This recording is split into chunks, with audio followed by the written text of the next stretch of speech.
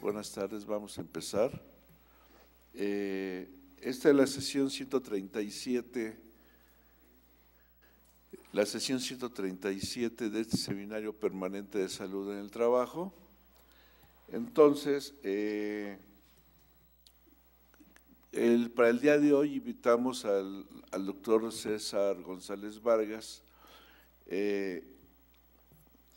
y platicando con él, llegamos a la conclusión que un buen tema en función de su especialidad podría ser justamente el que nos va a presentar, que es ganancia secundaria en los padecimientos lumbares, que es sinistrosis, y esto, yo no conocía el término, el otro día me lo explicó y ahora nos lo explicará a todos, que es para la obtención de incapacidad laboral en relación a alteraciones en columna, en este caso.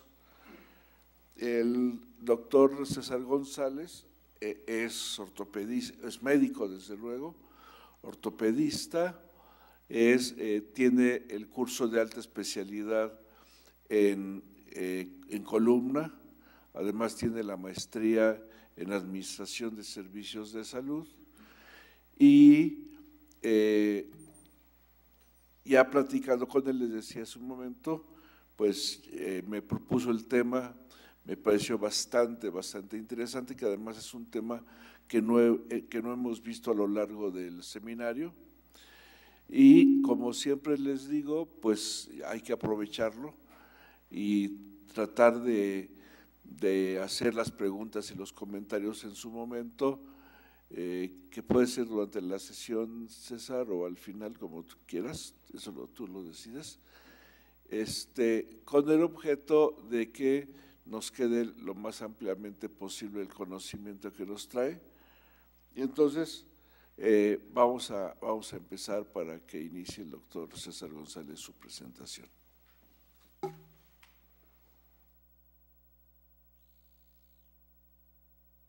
Gracias, muy buenas tardes. Gracias por la invitación.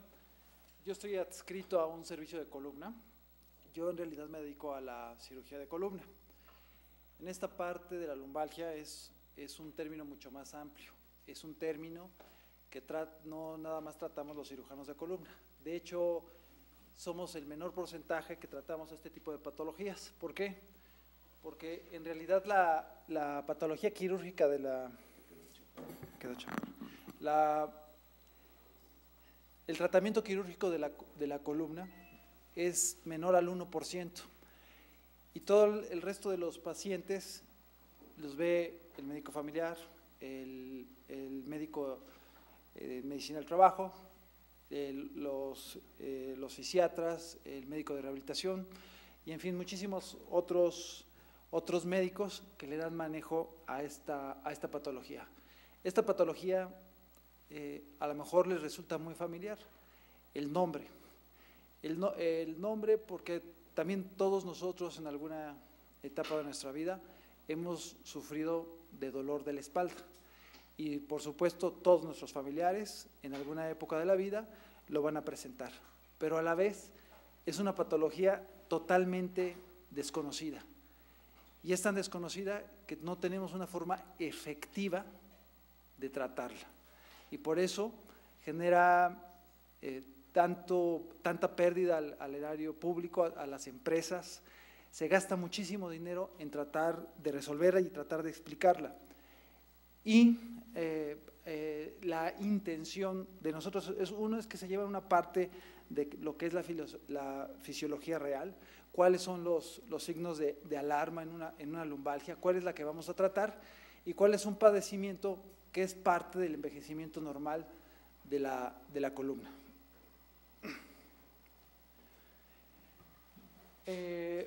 Afecta al 70% de la población cuando menos una vez en la vida. Ocupa el 13% de ausencia laboral de enfermedades relacionadas al trabajo. Tiene una incidencia mayor en hombres entre los 35 y 45 años de edad y esto es muy interesante. Cuando en este periodo de población nos impacta porque empieza a envejecer nuestra columna vertebral. Aquellas personas, hagan o no actividad, después de los 30 años empezamos con ese tipo de problemas. Y cuando nosotros tenemos una sobrecarga de trabajo en nuestra columna vertebral, nos lo vamos a desgastar más rápido. Y en este preciso momento, en aquellas personas que se dedican a cargar o al movimiento brusco de la columna vertebral, les empieza a ser doloroso y no les empieza a ser atractivo su estancia laboral. Y en este es el momento donde quieren las incapacidades y buscamos prolongarlas, las indemnizaciones o las pensiones absolutas. Por eso es tan importante. Y en este sector, como ha cambiado nuestra población, también es la parte más alta de productividad del ser humano, ¿no? Hay otro factor muy importante. Una lumbalgia de condiciones normales se va a autolimitar en el 90% de los casos en 6 semanas. Esto quiere decir que sin analgésicos, sin reposo, sin ninguna atención de ningún orden, se cura espontáneamente. Aquí también hay una parte muy importante del mercado que va pujando, en el cual empezamos a meter ozono, camas de Cerogem, incluso hasta la acupuntura, y no sé si algunos se dedican a estos, pero la mayor parte, como se resuelve el 90%, dice, esto es efectivo, esto es lo que me quita el padecimiento. Y podemos encontrar cosas, hasta zapatos o plantillas que nos van a quitar el dolor lumbar y no tiene ninguna sustentación científica. El problema, en realidad, lo vamos a tener en aquellas personas que nos ocupan el 7% que no se recuperaron. Este 7% evoluciona a la lumbalgia crónica. Con la lumbalgia crónica empiezan también los problemas psicológicos, la integración a nuestras relaciones laborales con nuestro jefe.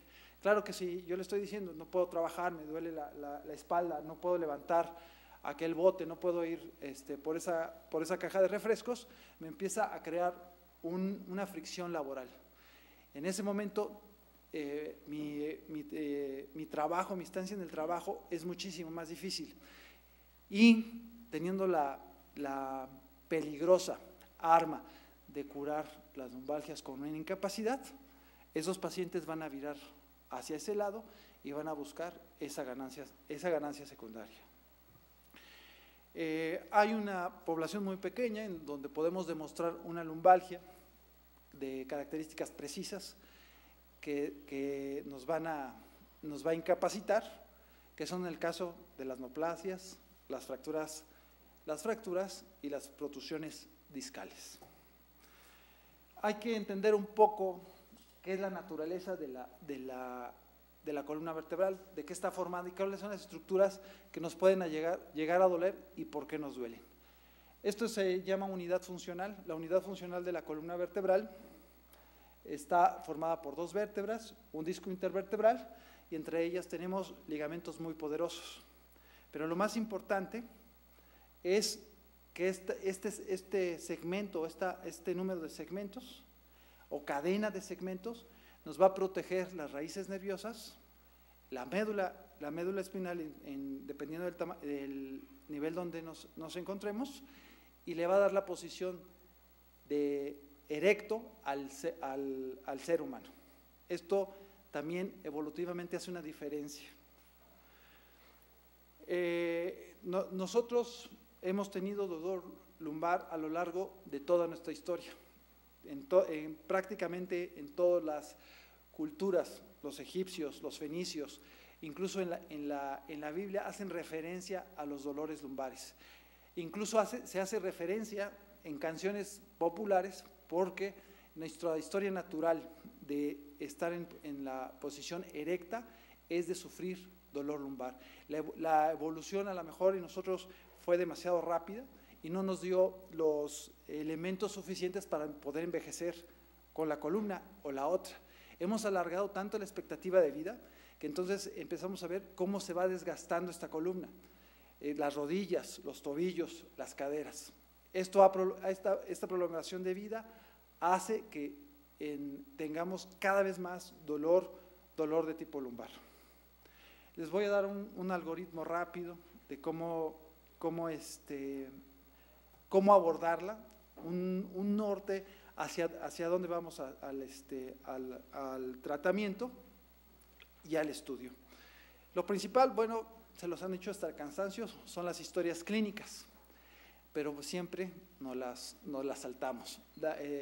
Hacemos muy poca semiología, preguntamos muy poco de los antecedentes, y a veces son cosas tan sencillas que nos podríamos dar que es una infección de vías urinarias, corresponde efectivamente a un desgarro muscular o una contractura muscular, y en algunos casos a una contractura incluso hasta por estrés. La exploración física a veces les da miedo.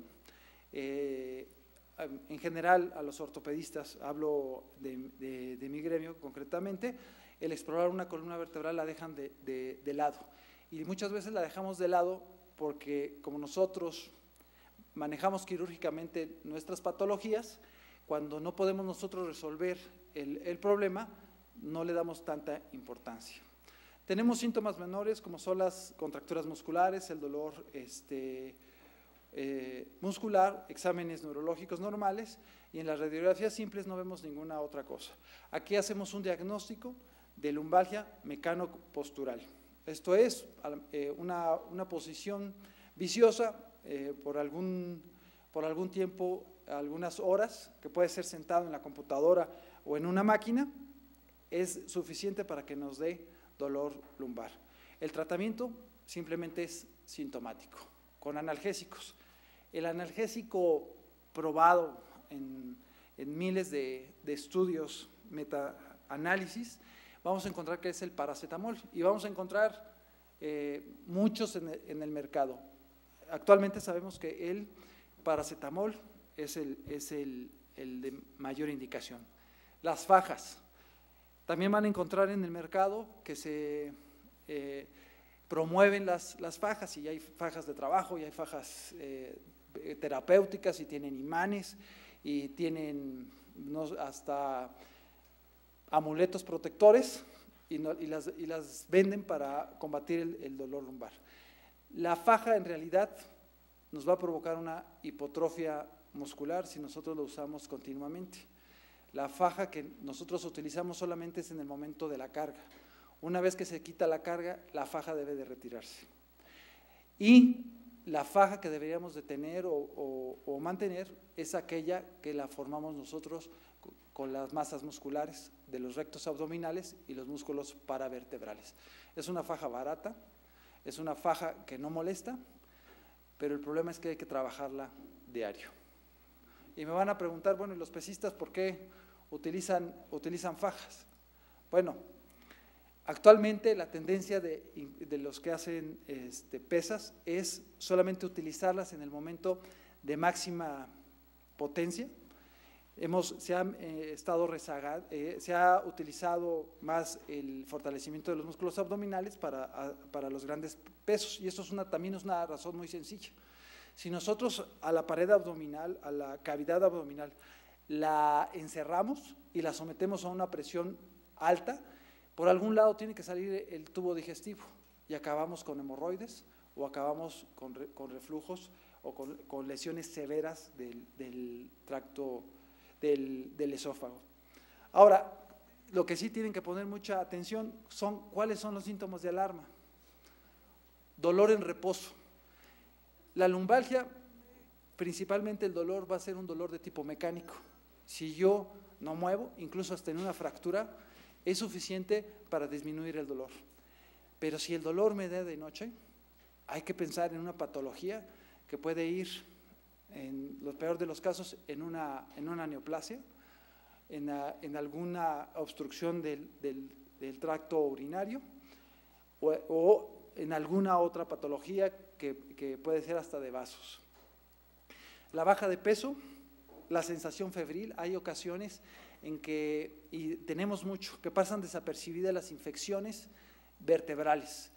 La tuberculosis, tenemos una alta incidencia de infecciones de discitis por tuberculosis, de las que llamamos no piógenas y de las piógenas. El dolor agudo persistente, este dolor que no se quita de ninguna posición, que no cede a ningún analgésico, también es un signo de alarma.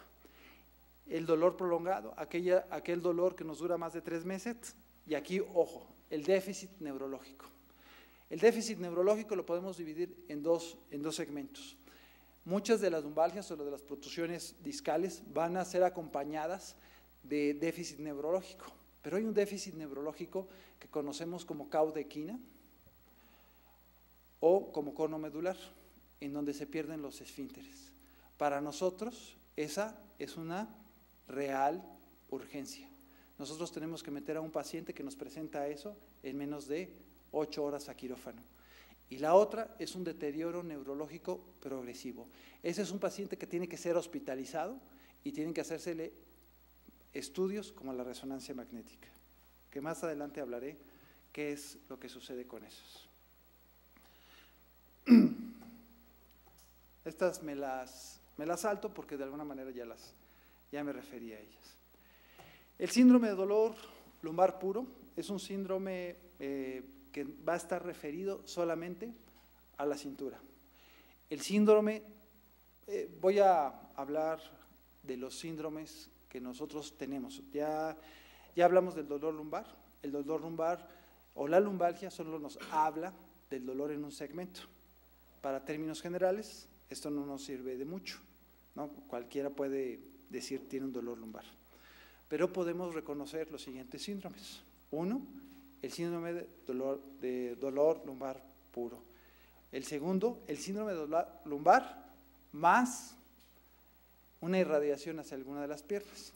Esta la conocemos como ciática, que se va a los glúteos, a la superficie posterior de la pierna y a las pantorrillas. El síndrome de dolor de claudicación neural intermitente. Este es un síndrome que vamos a presentar en dos ocasiones. La más frecuente es cuando nosotros envejecemos. La historia natural del envejecimiento de la columna vertebral nos va a dar este signo, el signo de claudicación neurógena, que es la pérdida de capacidad de caminar grandes distancias. Se va cortando esta habilidad y se tienen que sentar 3 minutos y se quita el dolor y la sensación de adormecimiento y pueden volverlo a hacer. Incluso, como les decía, hay canciones que hacen referencia a eso. La que se me viene a la memoria es la de Ahora ya caminas lento. Eso se refiere a la persona grande que ya no puede caminar al mismo ritmo que nosotros. El síndrome de dolor atípico. Este es un dolor que lo podemos presentar en problemas metabólicos. El más común es la degeneración axonal o la polineuropatía que nos da la diabetes. Y hay otro que cada vez está más en boga, que es la fibromialgia, que son dolores que nos pueden dar a lo largo de varios grupos musculares y no tienen una distribución dermatómica o metamérica adecuada o no compatible con una raíz. Estas imágenes podrían esquematizar lo que yo ya les dije. 1, el dolor, la primera del lado izquierdo es el dolor lumbar puro. La segunda es el dolor lumbar con componente ciático. Hay ocasiones en que tenemos el dolor ciático en los dos glúteos y hacia las 2 piernas, dependiendo de la invasión al canal. Normalmente estas están dadas por degeneraciones de discos. En la tercera imagen vamos a ver el de claudicación neurógena, que es un dolor que se reparte, que se queda nada más en los glúteos e impide el caminar. Y el segundo, donde no tenemos una distribución, que el paciente nos llega con un dolor cérvico dorso lumbar y le da en la pantorrilla y le duele la punta del dedo gordo.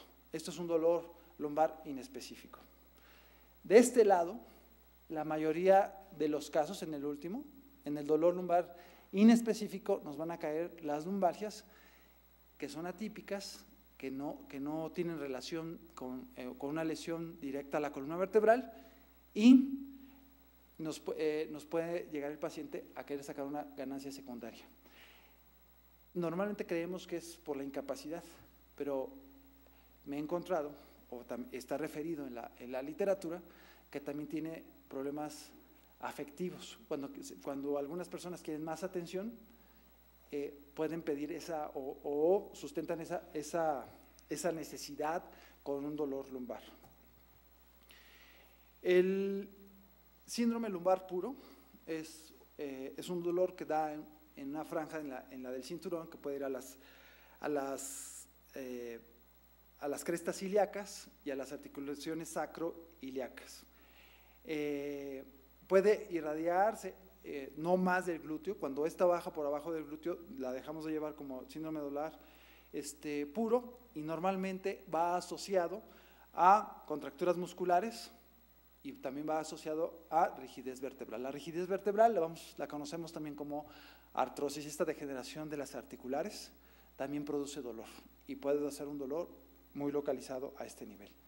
El dolor ciático es aquel dolor, ya les había dicho, les comentaba, que se va al glúteo y pasa la línea del glúteo y se va hacia la pierna. Es muy común, ya hasta las abuelitas hacen este diagnóstico: ya me dio la ciática, pero tiene una distribución radicular y esclerotogena. Esto quiere decir que va acompañada tiene afección muscular, de reflejo y de sensibilidad. Y una cosa muy importante, tiene un signo que conocemos como neurotensión, el epónimo es Bragard o LASEC, que nos dice que esto es una ciatalgia. ¿Qué es lo que sucede en nuestros… adelante. ¿Qué es lo que sucede en estos síndromes de la lumbociatalgia? En ocasiones puede saltar, puede irse al glúteo y puede quedarse ahí. La única característica es que tiene que bajar del pliegue glúteo y lo consideramos ciatalgia. Y hay otras donde aparece directamente sobre el gastrocnemio y se va hacia el pie. Esto es por la distribución, o esto se da por la distribución de la raíz nerviosa, donde se aprieta. Cuando se aprieta más el ganglio, vamos a tener una distribución más distal, que cuando se aprieta toda la raíz.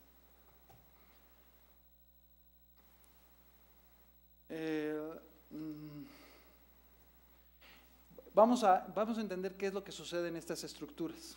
Esto es a lo que yo me refiero del ganglio. En esta parte tengo la vértebra, esto es el pedículo, esta es la lámina, esta es la transversa y aquí tenemos las articulares. En esta posición sale nuestra raíz nerviosa. El primer ganglio, que incluso nosotros consideramos anatómicamente que aquí termina el sistema nervioso central, y aquí en esta de relevo empieza el sistema nervioso periférico. A la hora de que se aprieta, en este lugar es lo más doloroso y es cuando nos da más franco el signo de neurotensión. Las estructuras, como esta unidad funcional, hay que comprender que esta estructura que está entre estos dos pedículos, entre el disco, la pared posterior de la vértebra, las articulares, discurre la raíz nerviosa. También tenemos dolores por isquemia cuando atrapamos las arterias y las venas del ganglio, y también pueden producir inflamación y dolor. Cuando nos coincide la pérdida de la sensibilidad, la pérdida del reflejo y la pérdida de la función motora, entonces hablamos de una lumbociática radicular.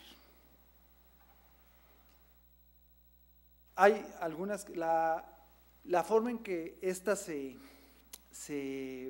irrita puede ser de dos formas. Una, por la disminución de la perfusión sanguínea. Ya les decía que ahí también pasan vasos que la nutren, al ganglio y a la raíz. Si nosotros los obliteramos o cualquier otro efecto mecánico los oblitera, produce dolor. Si hacemos la compresión directa sobre la raíz y sobre el ganglio, esto es por compresión. La primera es por isquemia, la segunda es por compresión directa del ganglio de la raíz, produce dolor. Y tenemos una tercera que es la bioquímica. El núcleo pulposo, por sus características embriológicas, tiene un antecedente notrocordal, de tal manera que nunca ha estado en contacto con nuestro sistema inmunológico. Y a la hora que hay una protrusión, sale del anillo fibroso y se encuentra con la raíz, produce una irritación de dos tipos, que puede ser una química por irritación directa y la segunda, una mediada inmunológicamente. Aquí es lo que les estaba yo explicando. Esta parte que es el núcleo pulposo, rompe o puede pasar a través del anillo fibroso, que es esta estructura mucho más dura, pasa y provoca esta presión sobre la raíz nerviosa. Yo les acabo de decir fisiopatológicamente qué es lo que sucede y por qué da este dolor, pero también puede estar combinada por las tres, de tal manera que en un estado agudo, una protrusión aguda, el dolor es tan severo como el dolor de una muela, y se pasa a toda la pierna.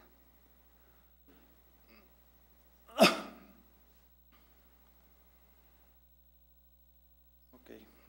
¿Cómo vamos a encontrar esto nosotros en una resonancia magnética? Esto es una resonancia magnética de T1, donde el líquido cefalorraquídeo se ve más oscuro, y nosotros podemos ver cómo el núcleo pulposo pasa a través del anillo fibroso y aquí en esta parte que sale la raíz, la comprime. ¿Qué vamos a encontrar o qué es lo que solicitamos?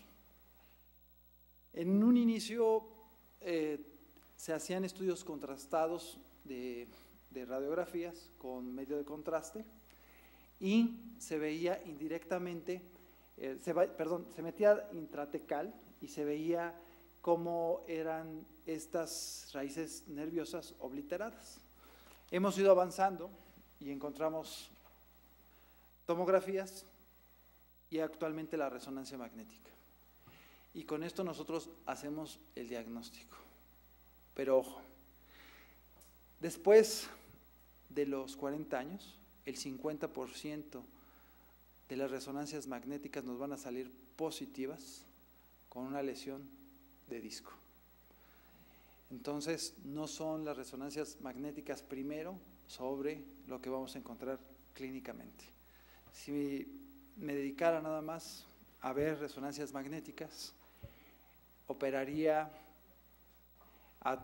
prácticamente a todos mis pacientes mayores de 40 años, porque siempre voy a encontrar una lesión demostrable en resonancia magnética.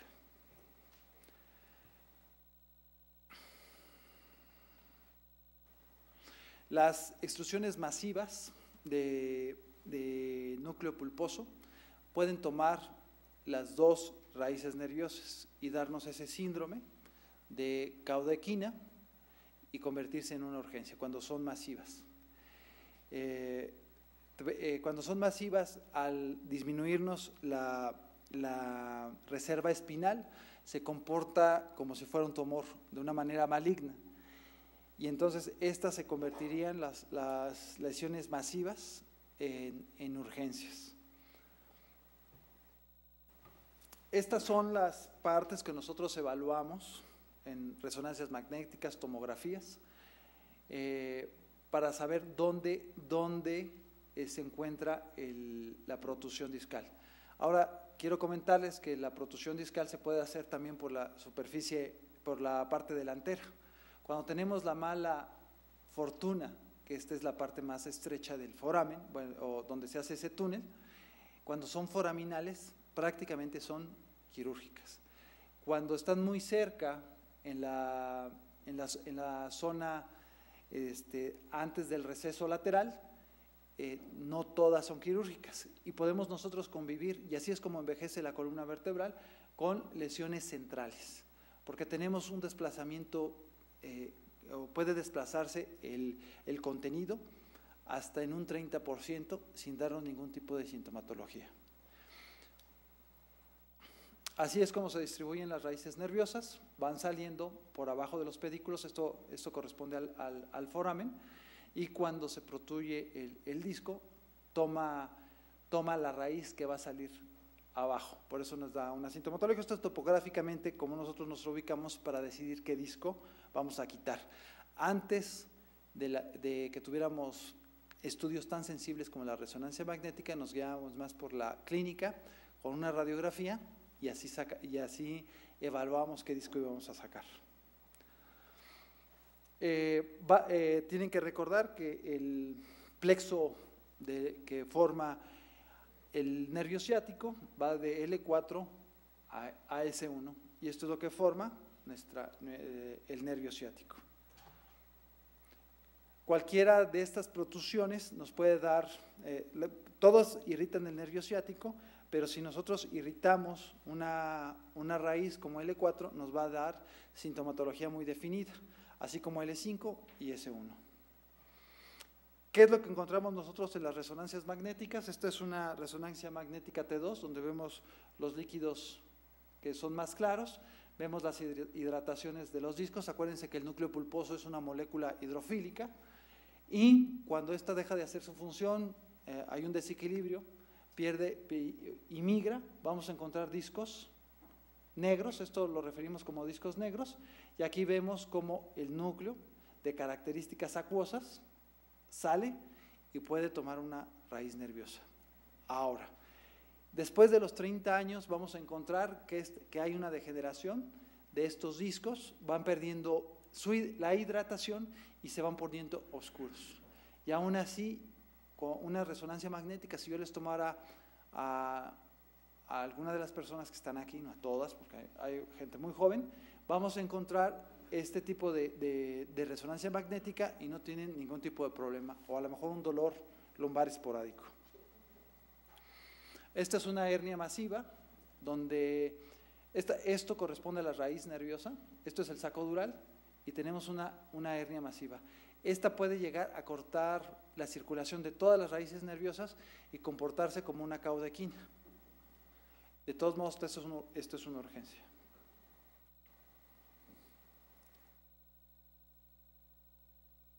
Hay otro síndrome dentro de las ciatalgias, mucho más raro, que es el dolor que se va hacia el cuádriceps, que habla de las hernias más altas, de L2, L3, y que llegan a irritar al crural anterior. Afortunadamente, estas son mucho más raras, y por una sencilla razón. La mayor parte de la absorción de la carga lo hacen los discos inferiores. Que se vayan lesionando los discos superiores tiene menos frecuencia. Eso, afortunadamente, porque las complicaciones de una cirugía a este nivel son muchísimo mayores que las de abajo. ¿Por qué? Porque ahí tenemos estructuras del cono medular. El cono medular, tenemos que recordar que llega a L2, entre L2 y L3.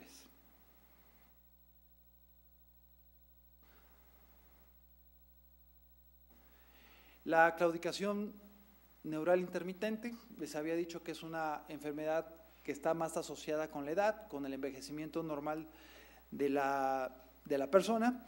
La vamos a encontrar en pacientes mayores de 65 años. Es un dolor de tipo insidioso, que a veces se quita con un analgésico, el paciente se sienta, se le quita el dolor y sigue haciendo su actividad.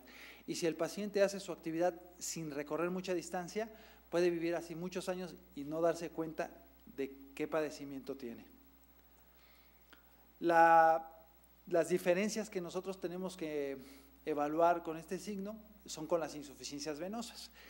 Y para acabarla de amolar, las insuficiencias venosas también van acompañadas con la edad, ¿no? Esa pérdida de la elasticidad de las venas. Para términos generales, el dolor vascular nos puede dar sentado. Como les repetía, el dolor de claudicación neurógena al sentarnos se quita. El dolor vascular, cuando nosotros no tenemos movimiento, estamos sentados, empieza a dar.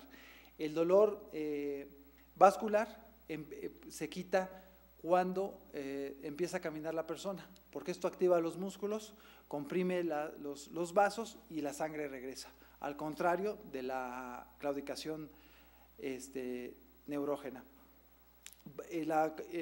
La claudicación neurógena va acompañada de debilidad de las rodillas, la de la vascular de pantorrillas, porque es donde más se acumula la sangre. En la neural, al subir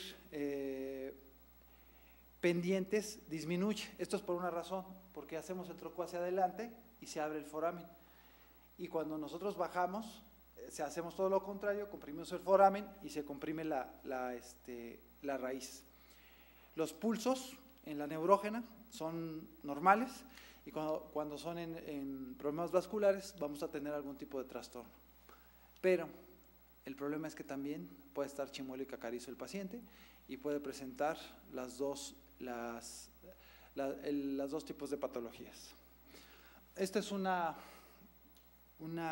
diapositiva donde podemos ver nosotros cómo tenemos un foramen amplio. Esto es un paciente joven con un disco bien hidratado que nos da un foramen grande donde puede pasar el ganglio y la raíz nerviosa sin ningún problema. Pero eso no es para toda la vida. Existe aquí una deshidratación, aquí hay una hipertrofia o artrosis de las articulares. Estas crecen y empiezan a invadir el foramen. En esta parte sale la raíz nerviosa y por eso nosotros encontramos en las personas adultas mayores este tipo de marcha. En flexión hacia adelante, que son cortas, porque se empiezan a atrapar las raíces nerviosas. Aquí vemos cómo hay una hipertrofia de las articulares. Les decía yo, esta es la reserva espinal, esta la consideramos nosotros central y hacia los forámenes periférica. ¿Cuáles son nuestras alarmas? Bueno, en el dolor lumbar las alarmas serían cuando pensamos en una posible fractura, pero estas tienen que ir forzosamente acompañadas de un evento traumático. Hace algunos años, cuando empezaron a hablarse de la osteoporosis, que es una predisposición para tener fracturas, sobre todo en población de riesgo como son las mujeres, se veía una ama de casa que abría un armario y se le fracturaba la columna. Eso no es posible. Necesitamos forzosamente un poco más de energía. La presentación de tumores o de infecciones la vamos a encontrar por arriba de los 50 años o por abajo de los 20 años. Y este síndrome de caudequina ya vimos que puede ir acompañado de una invasión masiva del disco, puede ser un tumor, de un problema vascular, pero esta siempre será una urgencia médica. Lo que nosotros tenemos que pensar, les repito, vimos el cuadro adelante, es el dolor en la noche, antecedentes de neoplasias en cualquier otro lado, infecciones crónicas, aquellos pacientes que tienen diálisis y tienen catéteres y son agredidos continuamente, que pueden tener infecciones repetitivas, aquellos pacientes que están inmunosuprimidos, como en el caso de las artritis reumatoides, donde usan esteroides y sus defensas no son adecuadas. Las historias de trauma, los mayores de 65 años, el uso de corticosteroides, el deterioro progresivo neurológico, fiebre sin explicación, baja de peso, masa pélvica o rectal o abdominal. Esta parte que ya se nos ha olvidado, todo lo que queremos hacer con estudios es tocar al paciente, hacerle un tacto rectal y podemos nosotros evidenciar en muchas ocasiones un problema de neoplasia. Esta es una infección típica, esta es en T1, esta es en T2, donde vemos una colección grande de material purulento y cómo se destruye, hay una destrucción del disco y hay una destrucción y una menor destrucción hacia las partes óseas. Lo que nosotros vamos a encontrar es un gran dolor por la invasión de este material hacia el saco dural. Cabe recordar que en esta parte posterior hay un ligamento muy poderoso, que es el ligamento longitudinal posterior, que en muchas ocasiones nos contiene, que drene hacia el ducto medular. Este material, este ligamento es muy potente y muchas veces también no requieren de tratamiento quirúrgico. Tenemos por otro lado los problemas derivados de las malformaciones, fracturas, que son la espondilolistesis. La espondilolistesis no se refiere a otra cosa más que a un problema de avance de una vértebra sobre otra. Si ustedes ven aquí, el foramen se abre y dicen, bueno, ¿por qué nos va a doler si tiene un espacio muchísimo más grande y no hay estructura que la comprima? Aquí lo que duele es el problema mecánico, la incapacidad de la columna vertebral para cargar. Aquí vemos otro estudio de resonancia magnética donde vemos una lesión lítica y aquí vamos a pensar nosotros en algún problema metastásico, es el primero. Aunque el esqueleto ocupa el tercer lugar de metástasis, lo primero que vamos a buscar es un tumor primario. Estas son las osteomielitis, donde tenemos solamente una adhesión en el disco y un reforzamiento en las plataformas vertebrales. Aquí nosotros pedimos reforzamiento con gadolinio y hacemos el diagnóstico de infecciones. Hay otros dolores que tenemos nosotros que descartar, que también nos van a dar dolor lumbar, que son infecciones en el riñón, la prostatitis crónica, la pancreatitis, algún tumor o absceso retroperitoneal, las colitis y dolores propios de la estática en la mujer, de la estática pélvica. El cáncer, por supuesto, y aneurismas abdominales. Aquí me voy a ir un poquito más rápido. Trato de abordar esta plática, primero de las partes que podemos explorar y recabar del paciente. Descalificar a un paciente de primera instancia por decir que es un simulador es muchísimo más peligroso. Es mejor sacar una resonancia magnética a un simulador, que se me vaya un tumor, por suspicacia mía, ¿no? Porque este me está engañando.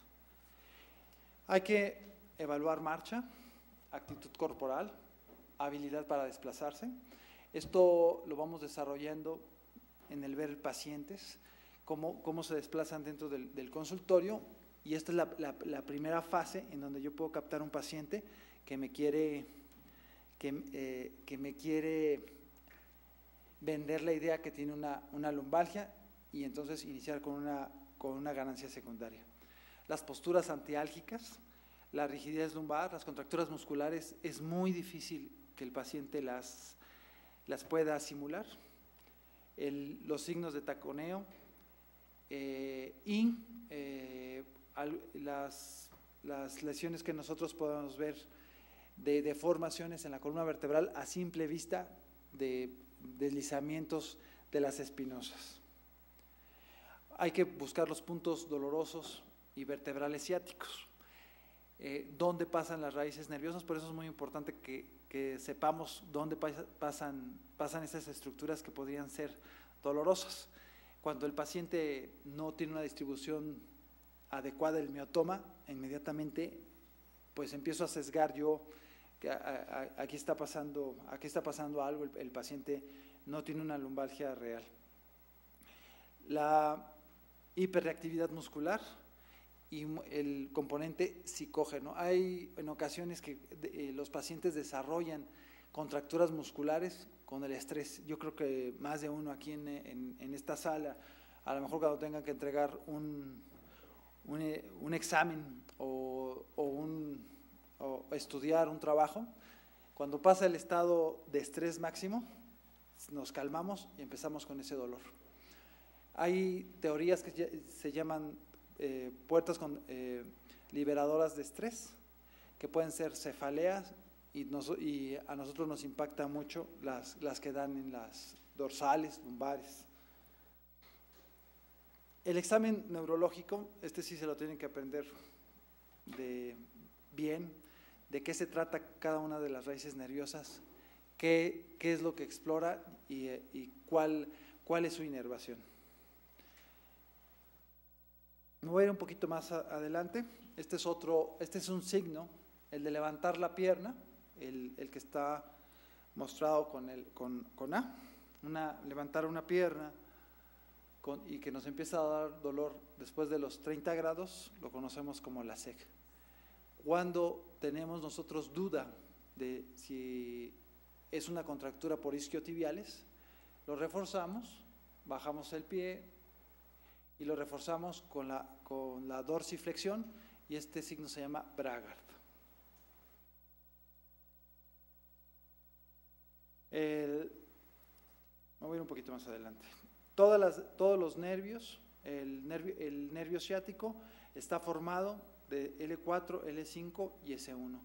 Después de esta tenemos las raíces sacras, que nos van a empezar a dar inervación en silla de montar, en los muslos y hasta el ano y los genitales. Pero vamos a hablar nada más en este momento del nervio ciático. El nivel neurológico de L4, vamos a tener el tibial anterior, que nos va a dar la extensión de todos los dedos, y su reflejo es el nervio patelar, y vamos a tener sensibilidad conservada del lado medial de la pierna. Lo que le pedimos nosotros al paciente es que haga una eversión del pie, buscamos el reflejo patelar y vemos la distribución que es en la superficie interna de la pierna, donde podemos encontrar nosotros anomalías. El L5 es el extensor común de los dedos.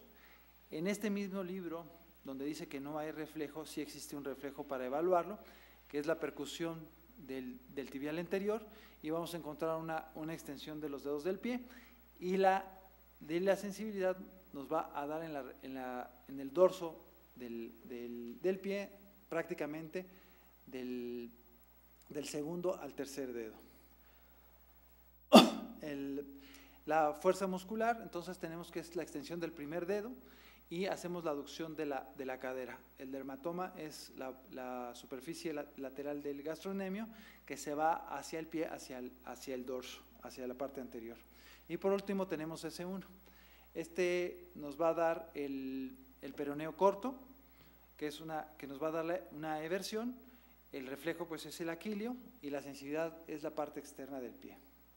Todo esto en su conjunto pues nos hablaría de cómo se distribuye el dolor el dolor por raíz. Todas pertenecen al nervio ciático, todas estas, pero dependiendo de la raíz afectada se va a ir ya sea la primera raíz, que es medial, hacia la lateral, que es S1, o en muy pocos casos tenemos afección de todas las raíces. Los criterios de indicación quirúrgica. Esto es un problema incluso para nosotros los cirujanos, que nos hemos dejado seducir por el mercado. Como es tan difícil tratar la lumbalgia, quedan tantas secuelas, cuesta tanto dinero en incapacidades, en faltas laborales, que por un lado tenemos toda esta propaganda basura, que podría decir que no ayuda al paciente, pero hay otro lado que es pseudocientífica y les propone a los médicos tratamientos milagrosos para las cirugías. Y tenemos una amplia variedad de querer operar cosas que no eran operables, como los discos negros, donde hacemos risolisis. Risolisis me refiero a a quemar la raíz nerviosa que inerva el disco, hasta prótesis cervicales que valen alrededor de $6,000. Esto ha detonado una industria muy grande, sobre todo en Estados Unidos, que ya tiene muchas más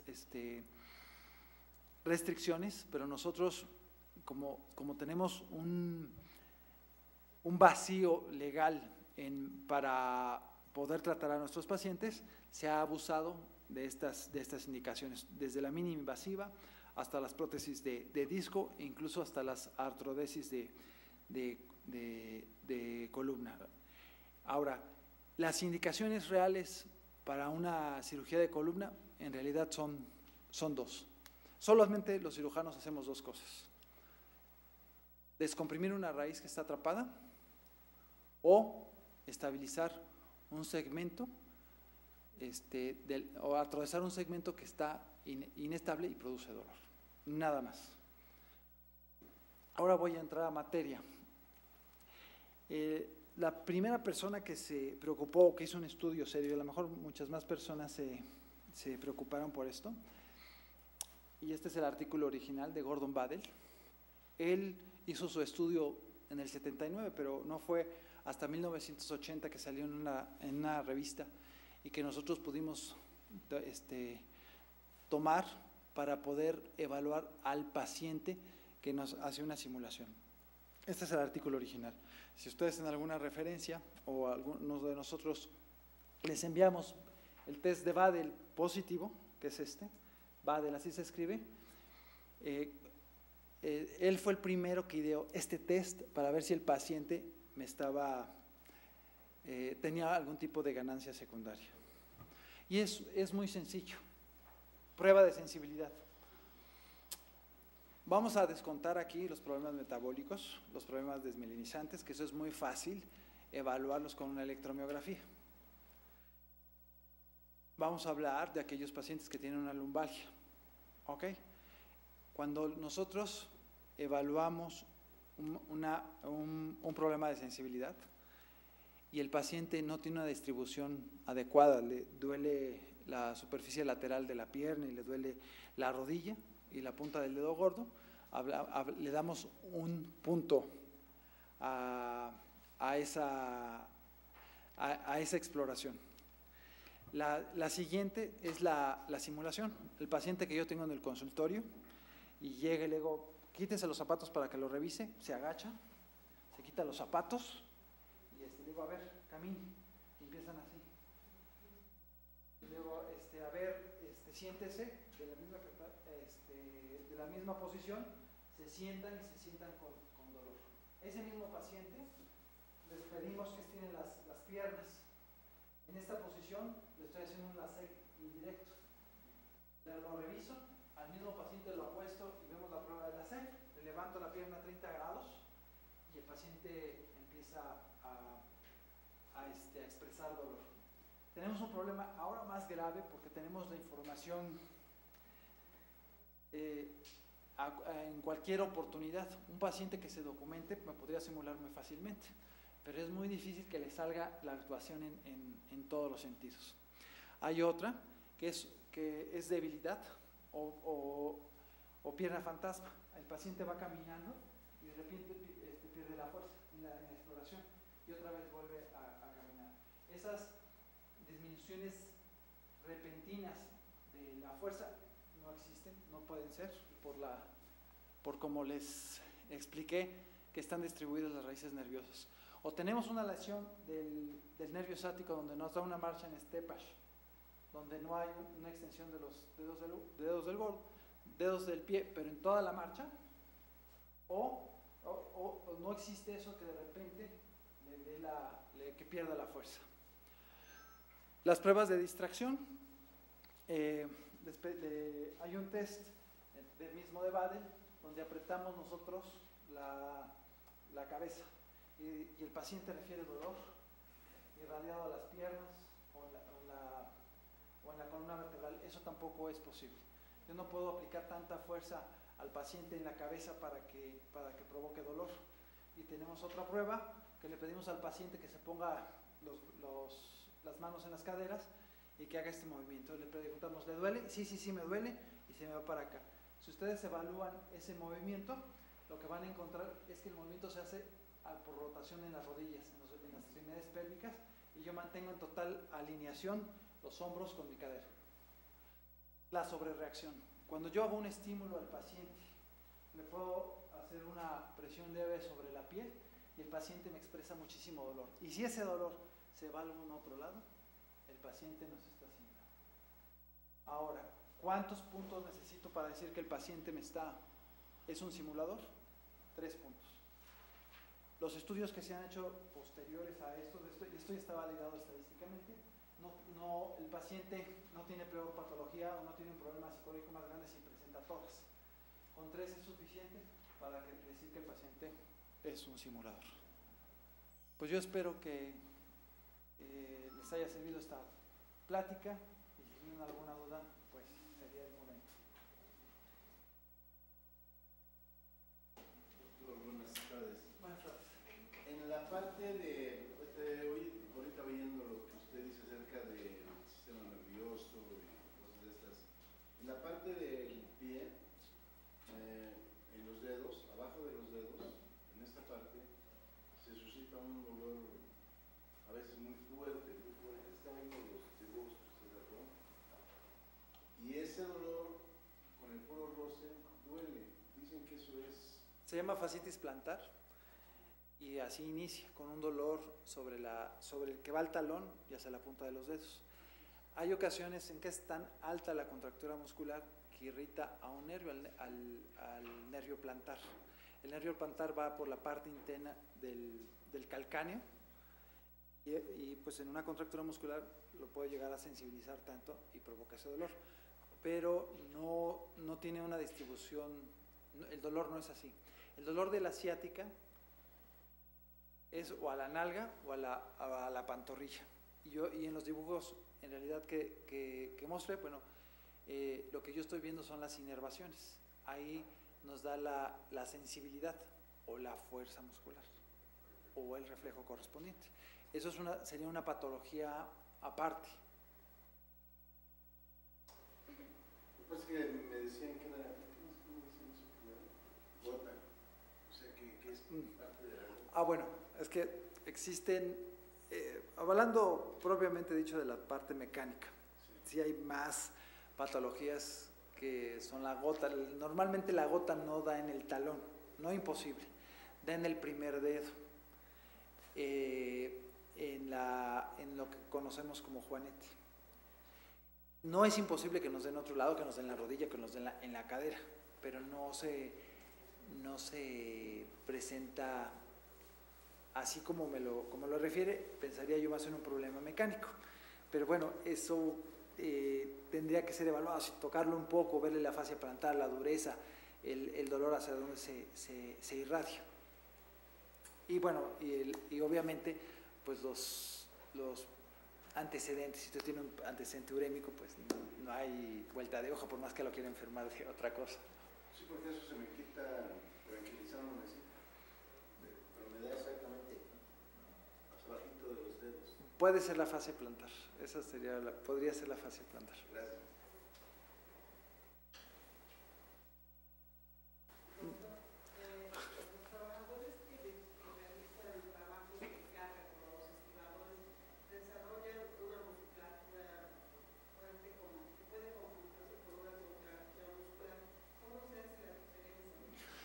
Mire, en mi práctica clínica veo alrededor, a lo mejor de unos 60 pacientes. Yo como trabajo en institución veo un 60% de lumbarias. Los que menos me llegan son los estibadores. Me llegan más personas que hacen vida sedentaria que los que están preparados para hacer ese ejercicio. El problema que tenemos con los que usted me dice, en realidad son los desgastes tempranos de las artrosis tan severas que produce su columna vertebral. Y entonces me rebasan la parte de producción máxima de ese paciente. Esos pacientes me llegan a lo mejor a los 55 y 60 años. El paciente que tiene una musculatura, además uno lo ve, es un paciente con poca grasa, con masas musculares bien definidas.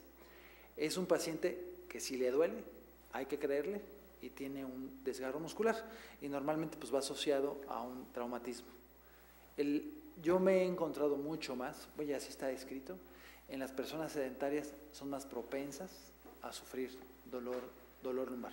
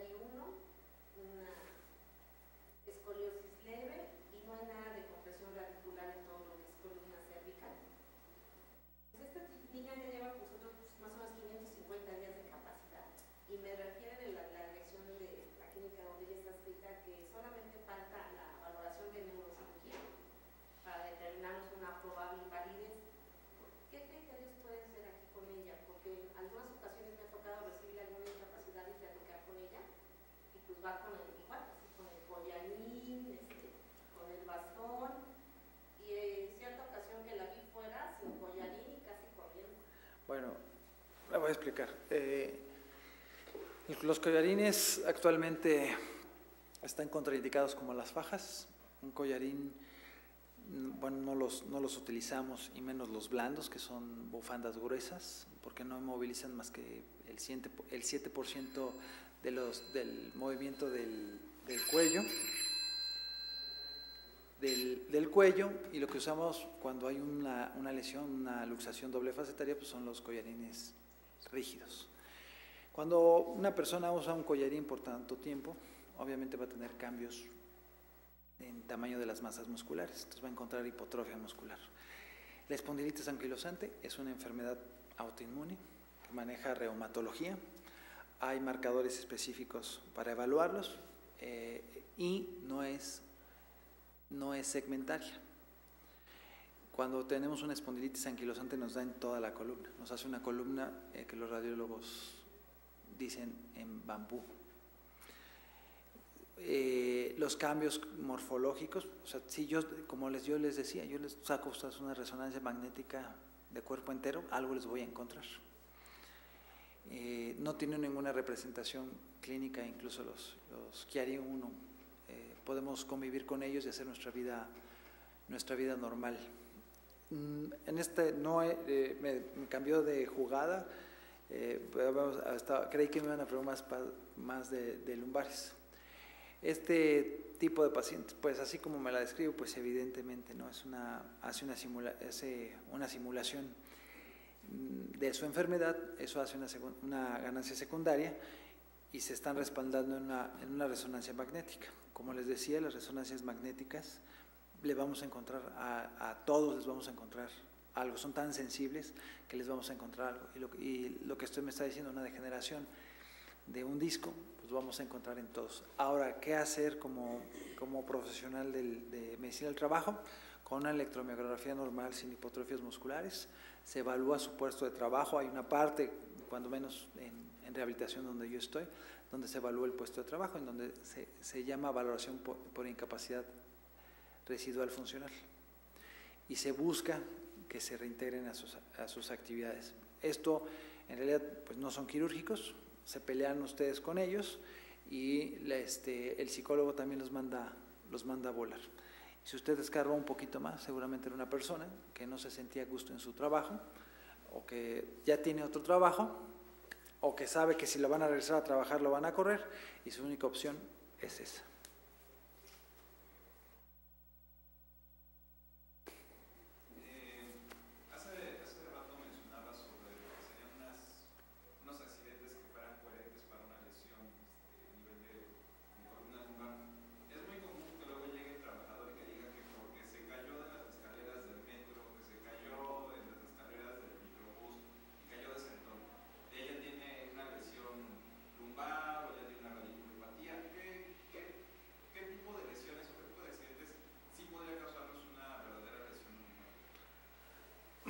Mira, depende de a quién le vayas a aplicar, número uno, la fuerza y la magnitud de la fuerza.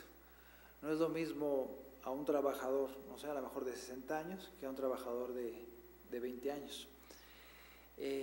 Cuando hay una lesión ósea, es muy evidente, bueno, en rayos X y si no en una tomografía. Normalmente las lesiones, esto es una discusión que nosotros tenemos porque nos toca evaluar a los que nos mandan de medicina del trabajo, si la hernia se hizo después de un esfuerzo. La verdad de las cosas es que sí se puede hacer después del esfuerzo. Yo tengo pacientes que han estado defecando, a la hora de pujar se les produce la hernia de disco, les toma la raíz y yo veo la resonancia magnética y veo una hernia extrusa. Ahora, pero esto es como tener un defecto de fábrica en el anillo fibroso. El anillo fibroso, les había explicado, anatómicamente es lo que envuelve al núcleo pulposo. Si tú tienes a un trabajador, el trabajador hace una carga donde provoca una maniobra de Valsalva y tiene una lesión en el anillo fibroso, sí te puede dar una hernia de disco. Legalmente, si eso le ocurrió dentro de medicina del trabajo, pues se le tiene que tomar como accidente del trabajo. Ahora, hay otra forma. Las resonancias magnéticas en un latigazo cervical donde tengo una hernia.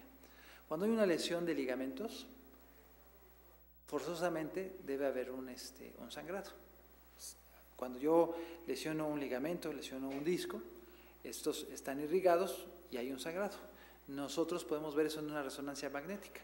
La hemosiderina se capta y esto te dice, esto es por sangre. Ahora, el problema es que a mí me llegan toreados de 3 o 4 meses, pero tú tienes una referencia muy importante. El paciente se puede haber caído de 4 o 5 metros, pero todos dejan marca.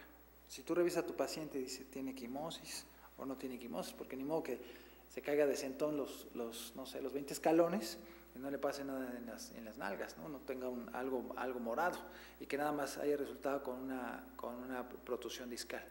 Y de esas protusiones discales, operarle el 1%.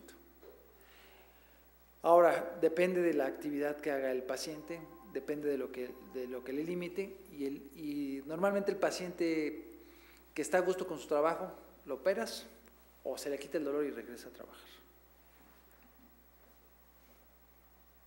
Si tú encuentras una fractura, bueno, evidenciamos que fue ahí, pero no de una caída así de su plano de sustentación que es hernia, no es posible. ¿Alguna otra? Sí. Doctor, usted había comentado sobre la faja natural. Ajá. En su opinión, ¿cuáles son los ejercicios que usted recomienda para fortalecer la musculatura, tanto anterior como posterior, en la zona lumbar, y por cuánto tiempo? Bueno, en realidad tendríamos que hacerlos todo el tiempo, y no es el mismo requerimiento de un estibador a un oficinista. Existen los más sencillos, que son los ejercicios de Williams, que básicamente son contracciones abdominales sostenidas sin movimiento y estiramientos. Y tenemos mucho más complejas.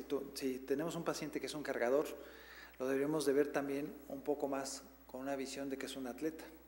Si usted a un fisicoculturista entrenado de competencia no lo pone a hacer abdomen y lo pone a cargar eso, pues va a acabar con dolor lumbar. Lo que pasa es que muchas veces en nuestra empresa no nos preocupamos por eso.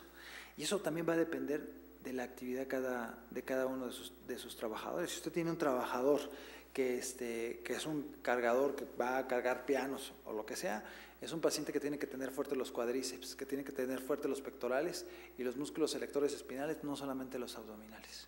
Entonces, tendría que situarme prácticamente en qué paciente me va a hacer. A lo mejor los pitchers, ellos se preocupan, y los tenistas por tener fuerte el brazo.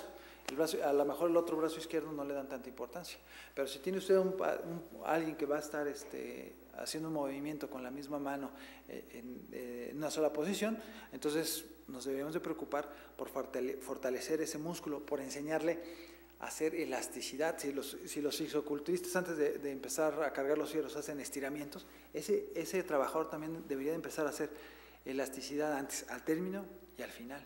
Y inmediatamente cuando el paciente empiece con dolores de epicondilitis, en este caso se me ocurre, empezarle a dar tratamiento. Así es como le hacen a los futbolistas, así es como le hacen a los gimnastas, los tomamos y tratamos de prevenir antes de que se nos salga algo crónico. Entonces, la pregunta es, si usted quiere los más básicos para personas con actividad sedentaria y que no quiere que provoque dolor, les decía yo que los que hacen trabajo sedentario son los que más dolores lumbares tienen, tendrían que hacer los ejercicios de William Quanto toda la vida. Nos lavamos los dientes diarios, ¿no? Deberíamos nosotros tener un programa de higiene, pero en general, no solamente para los músculos, también eso activa el corazón y los pulmones. La circulación es la única manera de mantener nuestro sistema musculoesquelético sano. Perdón, doctor, y bueno, en referencia a esto, cuando los trabajadores continuamente están con movimientos repetitivos de acuerdo a su trabajo, es conveniente que al final del turno, no sé, unos 5 o 10 minutos antes de que concluya su turno, es conveniente que hagan estiramientos, o sea, ya hicieron movimiento todo el tiempo, la mayor parte del tiempo. Sería correcto que ellos tuvieran una sesión o hicieran pausas en su jornada laboral de estiramientos. ¿Es bueno eso? ¿Es recomendable? Eso sería lo ideal, que le dieran un precalentamiento al paciente, que le dieran pausas al paciente, procesos para descansar, y que hiciera al final un estiramiento, pero no solo eso. A ese trabajador lo tendrían que rotar para que sobrecargara otras articulaciones y otros grupos musculares. Y eso es un paciente que tendrían que evaluar por edad y hacerle una trayectoria de carrera para ver cuánto tiempo no me va a ser útil ahí. Si yo tengo una persona de 60 años, lo probable es que yo lo lesione, haciendo la misma actividad repetitiva.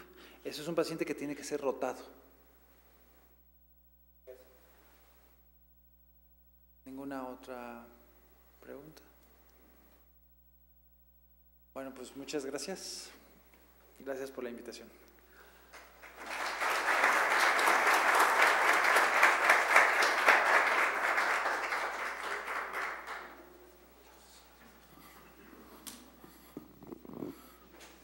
Después de lo que el doctor menciona, sobre todo en esta parte, a mí me llamó mucho la atención en cuanto a